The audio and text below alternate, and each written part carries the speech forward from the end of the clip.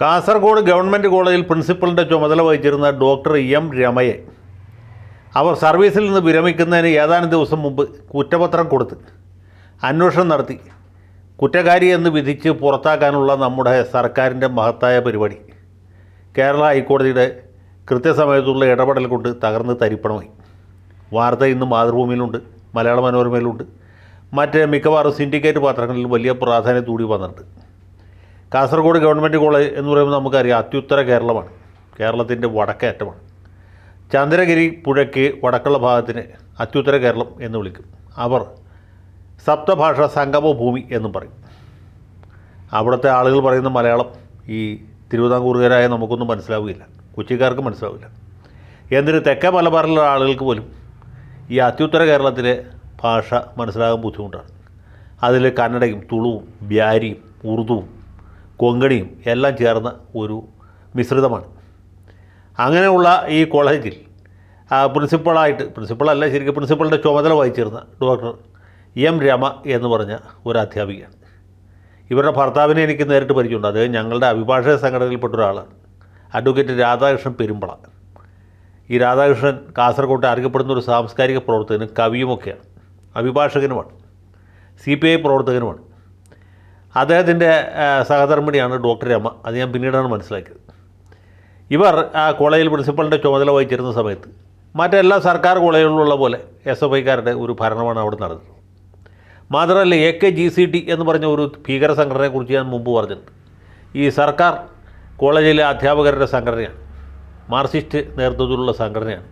ഇവരാണ് കോളേജുകൾ ഭരിക്കുന്നത്. കോളേജ് എഡ്യൂക്കേഷൻ ഡിപ്പാർട്ട്മെൻറ്റിനെ ഭരിക്കുന്ന ഇവരാണ്. ആര് ഏത് കോളേജിൽ പോസ്റ്റ് ചെയ്യണം, ആരെ ഏത് പരീക്ഷ പാസ്സാക്കണം എന്നൊക്കെ തീരുമാനിക്കുന്ന ഇവരാണ്. ഈ ഭീകര സംഘടനയുടെ നേതാവായി കഴിഞ്ഞാൽ പിന്നെ നമുക്ക് ലോകത്ത് ഒരു നിയമത്തെയും അനുസരിക്കുകയോ അംഗീകരിക്കുകയോ ചെയ്യേണ്ട ആവശ്യമില്ല.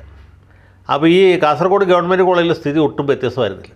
ഈ അധ്യാപക സംഘടനയുടെ അറിവോടും സമ്മതത്തോടും ഒത്താശയോടും കൂടിയിട്ട് സഖാക്കളുടെ ഒരു അടിഞ്ഞാട്ടമാണ് അവിടെ നടന്നിരുന്നത്. പ്രിൻസിപ്പൽ രമ പഴയ സമ്പ്രദായക്കാരിയാണ്. അതുകൊണ്ട് ഇതിനോട് കണ്ണടക്കാൻ അവർ കൂട്ടാക്കിയില്ല. എന്ന് മാത്രമല്ല നമ്മുടെ മറുനാടൻ മലയാളി ഓൺലൈൻ ചാനലിന് കൊടുത്ത അഭിമുഖത്തിൽ കോളേജിൽ എന്താണ് SFIക്കാരും മറ്റു കുട്ടി സഖാക്കളും ചേർന്ന് ചെയ്തുകൊണ്ടിരിക്കുന്നത് എന്നും അവിടെ നടന്നുകൊണ്ടിരിക്കുന്ന ലൈംഗിക അരാജകത്വത്തെക്കുറിച്ചുമൊക്കെ ഇവർ തുറന്നടിച്ച് സംസാരിക്കും. അത് SFIക്കാർക്ക് വലിയ അവമാനമായി. ഇത് നാട്ടിൽ കാണാത്തവരായിട്ട് ആരുമില്ല, നിങ്ങളുമൊക്കെ കണ്ടു കഴിഞ്ഞ് ഞാൻ വിചാരിക്കും. അത് മിക്കവാറും എല്ലാ വാട്സപ്പ് ഗ്രൂപ്പുകളിലും പറന്നു നടന്നിരുന്നു. ആലുവക്കാരുടെ 3 ഗ്രൂപ്പിൽ ഞാനിത് കണ്ടു, അങ്കമാലിക്കാരുടെ ഗ്രൂപ്പിലും കണ്ടു. മിക്കവാറും എല്ലാ വാട്സപ്പ് ഗ്രൂപ്പിലും കേരളത്തിലെ സർക്കാർ കോളേജുകളിൽ എന്താണ് സംഭവിക്കുന്നത്, പ്രിൻസിപ്പളിൻ്റെ അനുഭവ സാക്ഷി കേൾക്കുക എന്ന അടിക്കുറിപ്പോട് കൂടിയിട്ട് ഇത് പടർന്ന് പന്തലിച്ചു. ഇത് കണ്ട് SFIക്കാർ മൊത്തത്തിൽ പ്രകോപിതരായി. അവരുടനെ തന്നെ മേലാവിലേക്ക് പരാതി കൊടുത്തു. SFIക്കാരുടെ പരാതി കിട്ടിയ വഴിക്ക് ഈ ടീച്ചറെ ആ കോളേജിൽ നിന്ന് സ്ഥലം മാറ്റി. എന്ന് മാത്രമല്ല, അവർ പിരിഞ്ഞു പോകുന്നതിന് ഏതാനും ദിവസം മുമ്പ് SFI യൂണിറ്റ് പ്രസിഡൻറ്റിൻ്റെ പരാതിയുടെ അടിസ്ഥാനത്തിൽ ഇവർക്കെതിരെ നടപടിയെടുക്കാൻ തീരുമാനിക്കുകയും കുറ്റപത്രം കൊടുക്കുകയും ചെയ്തു. അതിനെതിരായിട്ട് ഈ രമ എന്ന് പറഞ്ഞ അധ്യാപിക അഡ്മിനിസ്ട്രേറ്റീവ് ട്രിബ്യൂണലിനെ സമീപിച്ചു. അഡ്മിനിസ്ട്രേറ്റീവ് ട്രിബ്യൂണൽ ഇവരുടെ പേരിലുള്ള നടപടി വേഗം പൂർത്തീകരിക്കണം എന്ന് പറഞ്ഞു. ഈ സർവീസിൽ നിന്ന് വിരമിച്ചു കഴിഞ്ഞാൽ പിന്നെ പിരിച്ചുവിടാനൊന്നും പറ്റുകയില്ല. പക്ഷേ അന്വേഷണ നടപടികൾ ഇങ്ങനെ അനന്തമായി നീട്ടിക്കൊണ്ടു പോയിട്ട് അവരുടെ പെൻഷനും മറ്റ് ആനുകൂല്യങ്ങളുമൊക്കെ താമസിപ്പിക്കാൻ പറ്റും.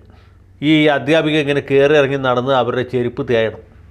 പിന്നെ ഇവർ നിവൃത്തിയില്ലാതെ പോയി SFIക്കാരുടെ കാല് പിടിക്കണം, കരഞ്ഞ് അപേക്ഷിക്കണം. അപ്പോൾ SFIക്കാർക്ക് സമയമുണ്ടെങ്കിൽ സൗകര്യമുണ്ടെങ്കിൽ ക്ഷമിക്കും, അല്ലെങ്കിൽ ക്ഷമിക്കില്ല. ക്ഷമിച്ചില്ലെങ്കിൽ എന്ത് പറ്റും? ഇത് അനന്തമായിട്ട് നീണ്ടുപോകും. ബാക്കി പണികളൊക്കെ കോളേജ് എഡ്യൂക്കേഷൻ ഡിപ്പാർട്ട്മെൻറ്റിലിരിക്കുന്ന കുരങ്ങന്മാർ കൃത്യമായിട്ട് ചെയ്തോളും. അതിനിപ്പോൾ ആരും പറഞ്ഞു പഠിപ്പിക്കേണ്ട ആവശ്യമില്ല. അവിടെ ഇരിക്കുന്ന NGO യൂണിയൻകാരും ഗസറ്റർ ഓഫീസേഴ്സ് അസോസിയേഷനിൽപ്പെട്ട ആൾക്കാരുമാണ്. അപ്പോൾ ഏതായാലും ടീച്ചറുടെ കാര്യം കുശാലായി എന്ന് വിചാരിച്ചിരിക്കുമ്പോൾ ഈ ടീച്ചർ ഇതിനെതിരെ ഹൈക്കോടതിയെ സമീപിച്ചു. ഹൈക്കോടതിയിൽ ഭാഗ്യത്തിന് ജസ്റ്റിസ് മുഹമ്മദ് മുഷ്താഖും ശോഭ അന്നമയ്യപ്പനും ഉൾപ്പെട്ട ബെഞ്ചിലാണ് ചെന്നപ്പെട്ടു. അദ്ദേഹത്തിന് പെട്ടെന്ന് കാര്യം മനസ്സിലായി. ഈ ജസ്റ്റിസ് മുഷ്താഖ് കാര്യങ്ങൾ പെട്ടെന്ന് ഗ്രാസ്പ് ചെയ്യുന്ന ആളാണ്. മാത്രമല്ല അദ്ദേഹത്തിന് അറിയാം അത്യുത്തര കേരളത്തിൽ എന്തൊക്കെയാണ് സംഭവിച്ചുകൊണ്ടിരിക്കുന്നത്. എൻ്റെ അറിവ് ശരിയാണെങ്കിൽ ഇദ്ദേഹം തലശ്ശേരിക്കാരനും മറ്റുമാണ്. അദ്ദേഹത്തിന് കൃത്യമായിട്ട് അറിയാം ഗവൺമെൻറ് കോളേജിൽ എന്താണ് സംഭവിക്കുന്നത്, പ്രിൻസിപ്പൾമാർ ആർക്കൊക്കെ കപ്പം കൊടുത്താണ് ജീവിക്കുന്നത്. അദ്ദേഹം ആ കുറ്റപത്രം തന്നെ ആശ്ചര്യപ്പെടുത്തി. ഇവരെ ഇങ്ങനെ ഈ സർവീസിൽ നിന്ന് പിരിയാൻ കാലത്ത് അനാവശ്യമായ അച്ചടക്ക നടപടിയെടുത്ത് ബുദ്ധിമുട്ടിക്കുന്ന സർക്കാരിനെ ആദ്യം നിശിതമായി വിമർശിച്ചുകൊണ്ട് ഒരു ജഡ്ജ്മെൻറ്റ് പാസ്സാക്കി. അങ്ങനെ സർക്കാരിന് തിരിച്ചടി, എത്തപ്പയ്ക്ക് തിരിച്ചടി എന്ന് പറഞ്ഞ് ഇന്നലെ മിക്കവാറും ടെലിവിഷൻ ചാനലുകൾ വാർത്ത കൊടുത്തു. ഇന്ന് പത്രങ്ങളിലും വാർത്തയുണ്ട്. ഡോക്ടർ രമ എന്ന അധ്യാപിക പൊരുതി നേടിയ വിജയം എന്നൊക്കെയാണ് നമ്മുടെ സിൻഡിക്കേറ്റ് മാധ്യമങ്ങൾ പറയുന്നത്. ഇതോടെ അവരുടെ കഷ്ടകാലം കഴിഞ്ഞു നിങ്ങൾ ആരെങ്കിലും വിചാരിക്കുന്നുണ്ടെങ്കിൽ കഴിഞ്ഞിട്ടില്ല. ഇതിനെതിരായിട്ട് സർക്കാർ സുപ്രീം കോടതിയിൽ പോകും എന്ന കാര്യത്തിൽ എനിക്ക് യാതൊരു സംശയമില്ല. കാരണം എത്തപ്പയുടെ അഭിമാന ഭാജന കേസാണ്. എത്തപ്പയ്ക്കാർക്ക് പോകാൻ പറ്റിയില്ല, പക്ഷേ സർക്കാർ പോകും. ഖജനാവിൽ ഇഷ്ടംപോലെ പൈസ ഉണ്ടല്ലോ, ഖജനാവിൽ കാശ് കിടന്ന് ഓളം വെട്ടുകയാണ്. അതുകൊണ്ട് കപിൽ സിബലിനെ തന്നെ ഏൽപ്പിക്കും. ഫാലിയസ് നരിമൻ മരിച്ചു പോകൊണ്ടാണ്, അല്ലെങ്കിൽ പുള്ളിയെ തന്നെ ഇറക്കിയത്. ഇതിനെതിരെ സർക്കാർ സ്പെഷ്യൽ ലീവ് പെറ്റീഷൻ കൊടുക്കും. ജസ്റ്റിസ് മുഹമ്മദ് മുഷ്താഖിൻ്റെ ജഡ്ജ്മെൻറ്റ് തെറ്റാണ്. ഈ അധ്യാപിക പരമാവധി ശിക്ഷ അർഹിക്കുന്നു. മാത്രമല്ല SFI എന്ന് പറഞ്ഞാൽ മഹാവിപ്ലവ സംഘടനയെ ആക്ഷേപിക്കുന്ന രീതിയിലുള്ള പരാമർശങ്ങളാണ് ഇവർ നടത്തിയത്. അതുകൊണ്ട് കാസർഗോഡ് ഗവൺമെൻറ് കോളേജ് എന്ന് പറഞ്ഞാൽ മഹത്തായ വിദ്യാഭ്യാസ സ്ഥാപനത്തിൻ്റെ യശോധാവള്യത്തിന് വലിയ മങ്ങലേറ്റു. അവിടെ ലൈംഗിക അരാജകത്വം നടക്കുന്നു എന്ന് പറഞ്ഞത് തെറ്റാണ്.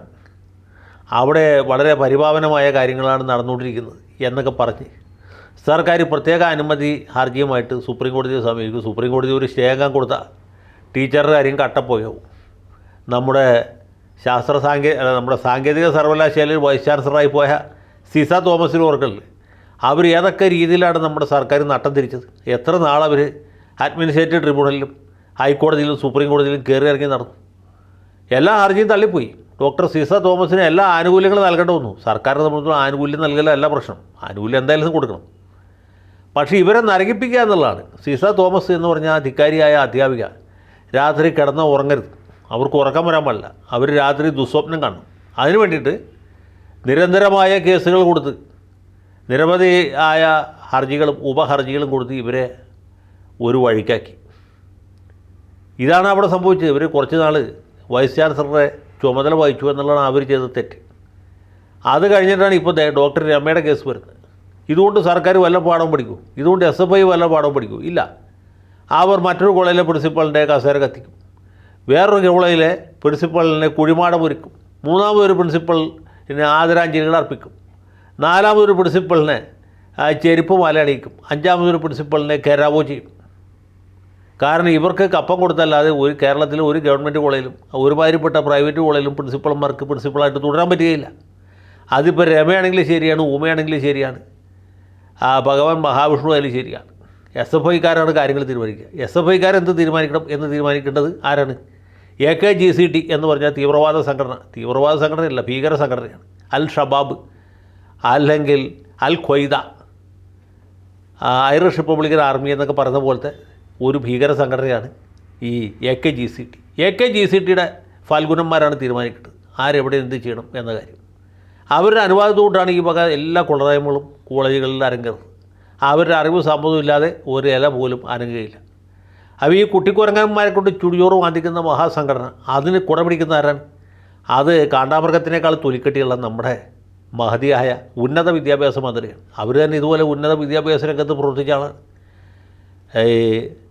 കേരളവർമ്മ കോളേജിൽ ഇംഗ്ലീഷ് അധ്യാപികയായിരുന്നു, പിന്നീട് വൈസ് പ്രിൻസിപ്പൾ ആക്ടിംഗ് പ്രിൻസിപ്പളായിരിക്കുമ്പോഴാണ് അവർക്ക് പെട്ടെന്ന് രാഷ്ട്രീയത്തിൻ്റെ ഉൾവിളി ഉണ്ടായതും ഇരിങ്ങാലക്കുടയിലും മത്സരിച്ച് ജയിച്ച് ഉന്നത വിദ്യാഭ്യാസ മന്ത്രിയായിരുന്നു. അത് അവരെക്കാൾ കഴിവുള്ള ആളുകളില്ലാത്തതുകൊണ്ടല്ല, പ്രാപ്തിയുള്ളവരില്ലാത്തതുകൊണ്ടല്ല.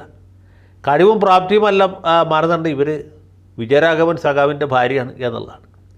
അങ്ങനെ മന്ത്രിസ്ഥാനത്ത് പരിലസിക്കുന്ന ഡോക്ടർ ബിന്ദു ഇതുപോലെ എത്ര ആൾക്കാർ ഇനി ഹിംസിക്കാനിരിക്കുന്നു? ഒരു സംശയവും വേണ്ട, ഇത് ഒരു രമയുടെ മാത്രം കഥയല്ല, ഒരുപാട് പേരുടെ കഥയാണ്. ഈ കഥ ഇനി തുടരും. ഇതിന് അടുത്ത എപ്പിസോഡ് എപ്പോഴായിരിക്കും എന്ന് എനിക്ക് പറയാൻ പറ്റുകയില്ല. അധികം വൈകാതെ ഉണ്ടാകും എന്ന് മാത്രം നമുക്ക് ഉറപ്പിച്ച് പറയാൻ കഴിയും. ഏതായാലും ഹൈക്കോടതിയിൽ പൊരുതി നേടിയ ഡോക്ടർ രമയ്ക്കും നീതിയുടെ തുലാസ് നേരെ പിടിച്ച ജസ്റ്റിസ് മുഹമ്മദ് മുഷ്താഖിനും അഭിനന്ദനങ്ങൾ. നിങ്ങളിൽ കൂടിയാണ് ഈ ലോകം ഇപ്പോഴും നിലനിൽക്കുന്നത്, അല്ലെങ്കിൽ നമ്മൾക്ക് ഈ പണി നിർത്തി പണ്ടേ പോകേണ്ടതെന്ന്.